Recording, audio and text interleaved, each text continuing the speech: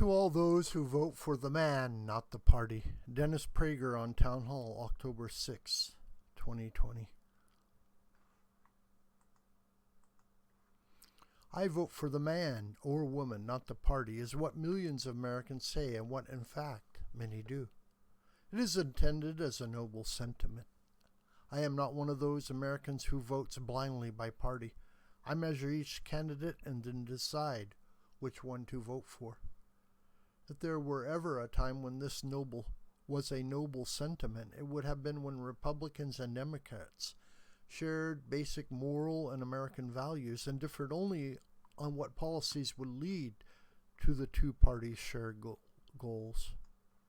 For example, though they never ran against each other, one might argue that the differences between the Democrat John Kennedy and his Republican predecessor, Dwight Eisenhower, were not particularly great, but that was very rare. The fact is that since the inception of the Republican Party, which was founded to counter the Democratic Party's defense of slavery, there has almost never been a time when the philosophical differences between the parties were not great. And since slavery, there has never been a time when the two major parties differed as much as they do today.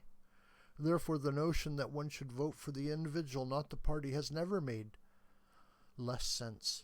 It would be as if someone in the mid-1800s had said, "I strongly oppose slavery, but the Democratic candidate is a much finer, more likable individual than the Republican candidate."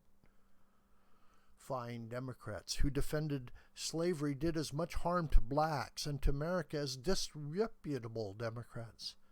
And elected officials vote with their party more often than in principled opposition to it, however fine they may be as individuals. Nevertheless, a great number of Americans still vote for the individual. The most obvious examples are Republican never-Trumpers.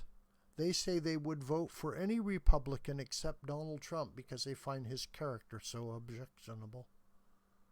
My friend, New York Times columnist Brett Stephens is one prominent example. He believes in a strong American defense, supported Trump's withdrawal of the United States from Barack Obama's agreement with Iran, credits Trump with Israeli peace agreements with Bahrain and the United Arab Emirates, saluted Trump's moving of the American embassy in Israel to Jerusalem, and presumably supports other Trump policies, such as the president's extraordinary success with regard to the American economy prior to the lockdowns that crushed the economy. Yet he so loathes the president, yet he will vote for Joe Biden and Kamala Harris. He and many other Americans, we will soon know how many, who support the president's Republican policies will vote for the party that stands for almost everything they oppose because they will vote for the man, not the party. I find nothing admirable in this position, morally or rationally. At this time in American history, to care more about an individual candidate than the party is to support the unraveling of America. It is so irrational as to be incredible. Voting for any Democrat, whether for mayor, district attorney, state legislator, state governor, the U.S. House of Representatives, the U.S. Senate, or president, is to vote for someone who will enable the left to destroy America as we know it. That is their wording, not only mine. The Democratic Party was once largely liberal, but today it is left, and the left readily acknowledges it wishes to transform America, which means to destroy America as we have known it. To vote for any Democrat is to vote for the party that believes America is systemically racist, that it is rotten to the core, vile from its inception. In 1619, they claim, not 1776. To vote for any Democrat is to vote for the party that will renew the Obama agreement with one of America's and the civilized world's greatest enemies, the Islamic Republic of Iran. It is to vote for undoing every economic policy that led America to its greatest economic boom in memory. It is to vote for Kamala Harris, the most left-wing member of the U.S. Senate, for vice president, and, given Biden's age and health, perhaps soon president. It is a vote for the party that wants to allow millions more illegal immigrants into America and grant them benefits heretofore reserved for Americans. Democrats don't use the words open borders, but they support this country-wrecking policy.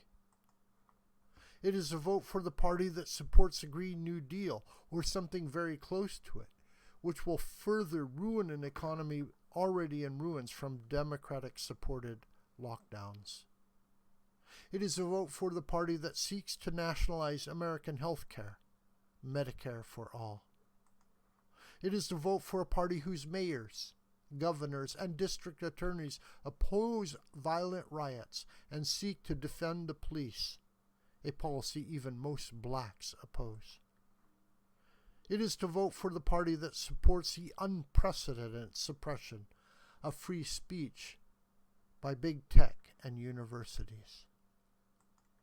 It is to vote for the party that insists that men menstruate and that biological men must be allowed to compete against biological women in sports, no matter how often the biological men defeat them.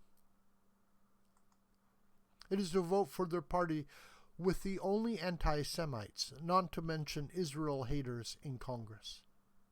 It is to vote for the party that, for the first time in American history, openly identifies with socialism more than with capitalism.